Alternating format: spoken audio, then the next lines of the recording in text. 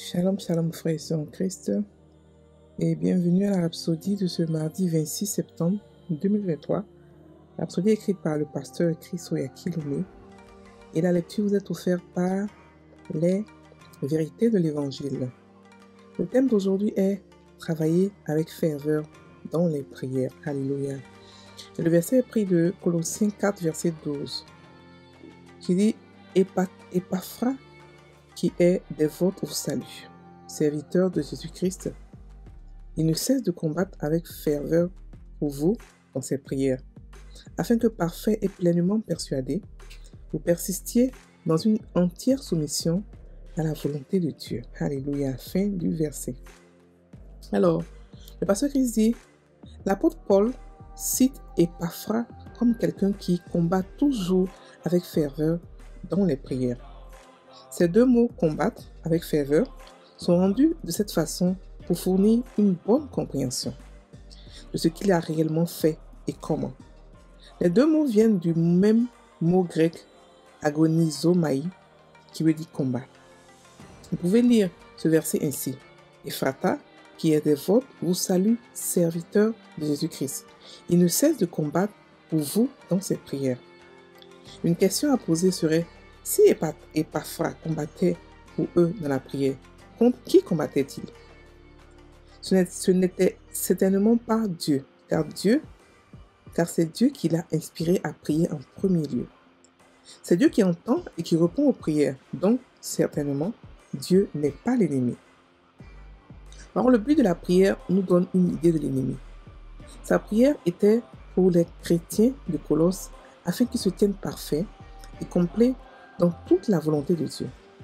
Cela serait dû au fait qu'il y a un ennemi, Satan, qui essaie de les empêcher de devenir parfaits et complets dans la volonté de Dieu.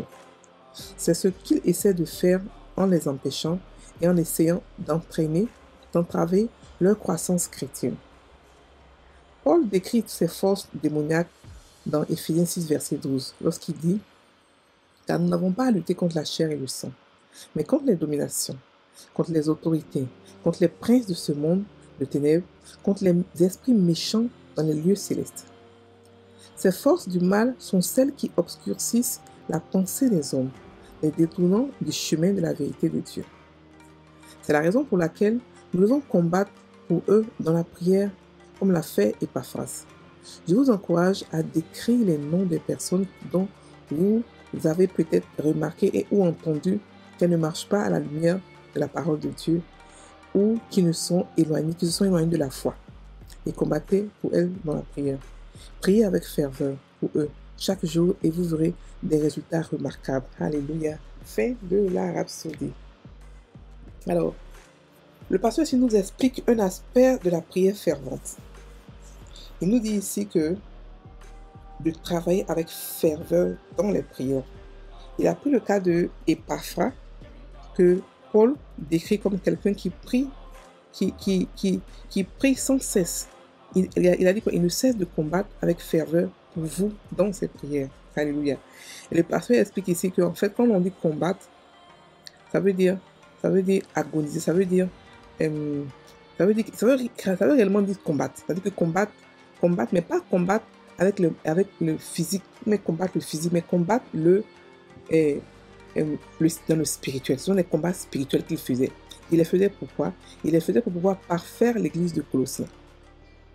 Alléluia. Parce qu'il a compris que l'église de Colossiens ne pourra pas grandir, ne peut pas grandir parce qu'il y a l'ennemi qui fait entraver, l'ennemi qui fatigue l'église, il y a l'ennemi qui fait peut-être qu'il y a des divisions, peut-être qu'il y a des gens qui sont rétrogrades. Il y a tellement de choses, manières que le diable utilise pour pouvoir mélanger ou entraver la maturité du chrétien, tellement de choses. Alléluia. Mais ici, le point, c'est le fait de se savoir que dans la prière, il combat. Il fait des prières de combat et de manière fervente. Donc ici, c'est pour nous dire ici que la prière de combat aussi, fervente est aussi une prière de combat. On a vu plusieurs fois, plusieurs personnes dans la Bible qui ont fait la prière de combat. Par exemple, on a vu Élie qui a fait descendre la pluie, qui a fait bloquer la pluie et qui l'a fait descendre par la prière fervente. Et la prière fervente est une des prières qui a des principes bien précis dans la Bible, par lesquels lorsque tu touches les principes, tu as des résultats. Alléluia. Donc ici, il nous explique que le but de la prière ici nous dit exactement qu'il y a un ennemi. Parce que s'il n'y a pas d'ennemi, on ne pourra pas combattre. Si on combat, c'est qu'il y a un ennemi. Ici, en fait, c'est pour nous montrer subtilement que on n'est pas dans ce monde-là. C'est vrai qu'on a la liberté, on a la domination, mais on doit savoir que la domination nous a été donnée parce qu'il y a un ennemi. Il faudrait qu'on soit au courant il faudrait qu'on soit en alerte, qu'on est constamment en combat. Constamment en combat. On ne dit pas de faire tout le temps la prière de fervente, mais il dit seulement de savoir qu'on est constamment en combat. Et que, en tant que corps de Christ, il nous exhorte à pouvoir prier pour d'autres communautés. Prier pour d'autres enfants de Dieu. Prier pour d'autres pasteurs. Prier pour d'autres chrétiens. Parce que la prière fervente, la prière de combat d'un chrétien produit la puissance de Dieu. Produit une puissance de Dieu très efficace pour tout changement. Alléluia. Parce que beaucoup de chrétiens ne reçoivent pas parce qu'ils ne savent pas comment recevoir. Ils savent que quand on prie en langue, on met la puissance de Dieu disponible. Et quand on met ça disponible, on parle, on prophétise. On parle. Par exemple, comme ça, vous voyez une église qui n'est pas conforme, qui ne grandit pas, qui n'évolue pas. Quand vous priez en langue, quand vous combattez, vous faites des décrets. Voici comment l'église va faire. Voici comment l'église va être mature. Voici où elle part. Voici comment est-ce que ça va se passer. Donc, vous prédisez ce qu'elle va devenir. Vous prophétisez sur l'église. Et ça, c'est valable pour n'importe qui. On a le pouvoir de tout changer. On vous montre ici une clé qui est la prière fervente, qui est une prière de combat.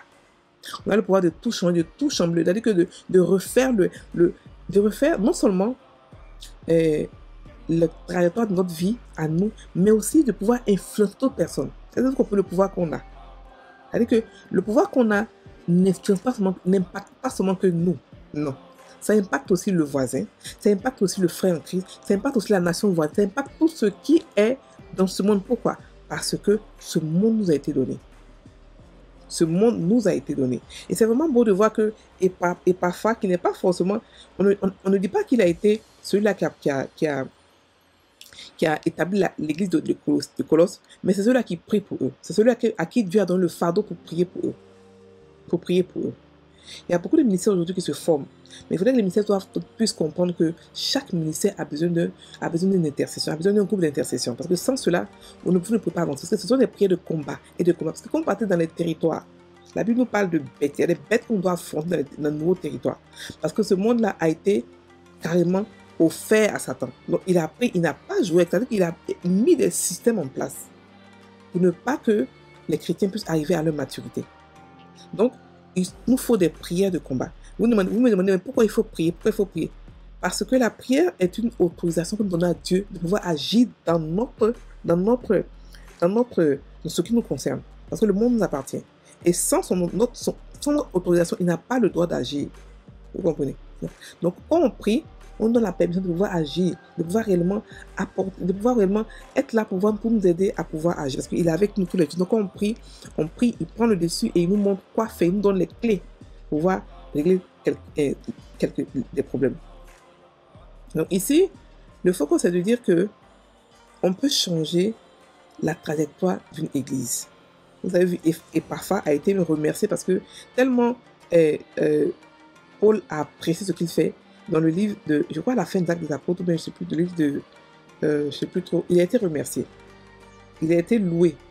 Parce que le boulot d'intercession n'est pas un petit boulot. C'est un boulot qu'on ne voit pas devant. C'est un boulot qui est caché en arrière, mais qui est un boulot qui est très puissant. Extrêmement très puissant. Pour tous ceux qui sont leaders, qui sont appelés à des ministères, qui sont en train de faire des ministères, vous devez avoir un groupe d'intercession qui prie non seulement pour vous, mais aussi pour le ministère, et pour les membres, et pour les leaders. Et lorsque vous priez en sorte que vous faites des prières de fervent, des prières dirigées selon l'esprit. Mais la plupart des prières que vous faites, ferventes ou pas, vous devez comprendre que vous devez prophétiser sur les gens que vous priez pour eux. Pour lesquels vous priez, pardon. Vous devez créer ce que vous voulez sur eux. Vous ne pouvez pas les laisser comme ça, prier et puis partir. Non. Ça n'a pas de sens. Ok? Donc, vous priez sur eux, vous voyez, vous ne vous plaignez pas, oh non, cette église est comme ça. Non, on n'est pas ceux-là qui se plaignent. Pourquoi? Parce que nous, on a le pouvoir de pouvoir tout changer. Donc, on n'est pas là à se plaindre. On regarde, on prend note, on prie là-dessus et on change la situation. On n'est pas ceux-là qui sont sans pouvoir, qui n'ont pas d'impact, donc ils vont se plaindre. Ceux qui se plaignent sont ceux qui n'ont pas d'impact, qui n'ont pas de pouvoir. Donc, Eux, ils peuvent se plaindre. Ils ont le droit de se plaindre parce qu'ils n'ont pas d'espoir. Mais nous qui avons le pouvoir pour tout changer, on ne peut pas se plaindre. Ça n'a pas de sens. Alléluia. Donc ici, le pasteur nous parle du fait que nous devons travailler avec ferveur dans les prières. Les prières, ce n'est pas forcément Seigneur, donne-moi, donne-moi, donne-moi. Il y a plusieurs sortes de prières. La prière d'accord, la prière de foi, la prière fervente. Et toutes ces prières sont régies par des lois. La prière fervente, comme ça, elle est régie par la colère ou les émotions. Ou ça peut être un long moment ou un court moment. C'est la prière que Élie a fait. C'est une prière où tu fais, tant que tu n'as pas vu les résultats, tu n'arrêtes pas. C'est pour ça que c'est une prière d'intercession. Tu dois voir les résultats. C'est pour ça que quand Élie a fait la prière, il allait demander à son serviteur d'aller voir si la pluie venait. Il est parti la première fois, il n'arrive, il est revenu, il a continué la prière. Donc ça peut être une prière longtemps, ou peut-être c'est une prière d'émotion, une prière où tu es d'autorité, où tu dis franchement, il faut que ça change. Il faut que ça change. On peut aussi la compter comme une prière de foi. Donc, mais c'est un travail. C'est un travail. Ce n'est pas de tout repos. On n'est pas, parce qu'on est chrétien, on n'est pas là pour dire que c'est vrai qu'on a le repos de Dieu, mais le repos de Dieu qu'on a, on travaille, mais c'est-à-dire qu'on travaille dans la paix, dans la sérénité, dans la victoire. Et le boulot qu'on a fait, c'est la prière, travailler dans la prière. Pour les âmes qu'on a, pour l'église voisine, pour le corps du Christ. Et comme je vous dis que c'est le ministère d'intercession, c'est un ministère qui est dédié de Dieu, choisit des gens bien précis pour intercéder pour ce monde-là. Et ils ont ce fardeau-là, ils intercèdent constamment pour les nations, pour les villes, pour les pays, pour les ministères, pour ceci et cela. Donc si vous n'avez pas ce ministère, vous pouvez quand même prier pour les nations, prier pour les chrétiens à côté et prophétiser comme je vous ai expliqué. Ok? Ok. Donc le pasteur nous explique, nous évoque à prier chaque jour avec ferveur et nous allons voir les résultats. La prière marche, frère et soeur. La prière marche toujours. Ce n'est pas un acte religieux. Ce n'est pas des récitations qu'on fait. Ce sont des prières qui ont des résultats. Donc, frère et soeur en Christ, comprenez que quand vous vous rappelez que la prière est une autorisation pour Dieu de pouvoir agir, vous ne pouvez pas vous taire devant une situation. Vous savez que si vous n'autorisez pas, rien ne va se faire. Donc, commencez à aimer prier. Intercéder pour le frère en Christ, intercéder pour les églises, intercéder pour tout ce que vous voyez qui est chrétien ou pas chrétien, qui n'est pas dans la volonté de Dieu. Dans vos moments d'intercession spéciale, dans vos moments d'intercession personnelle, vous pouvez faire ça. Alléluia. On va maintenant prendre la prière. Cher Père, je brise l'influence de l'esprit maléfique des ténèbres sur les membres de ma famille, mes amis et autres personnes à travers le monde qui ne sont pas encore nés de nouveau. Je prie pour que leurs pensées et leur cœur soient ouverts au Seigneur. Alors que la lumière du glorieux évangile brille avec une grande intensité, dans leur cœur pour embrasser la grâce de Dieu, pour leur salut, au nom de Jésus. Frères et sœurs en Christ, passez une excellente journée. Sachez qu'on a un combat et on a trouvé la victoire et que nous devons prier fervemment pour d'autres chrétiens. Soyez bénis.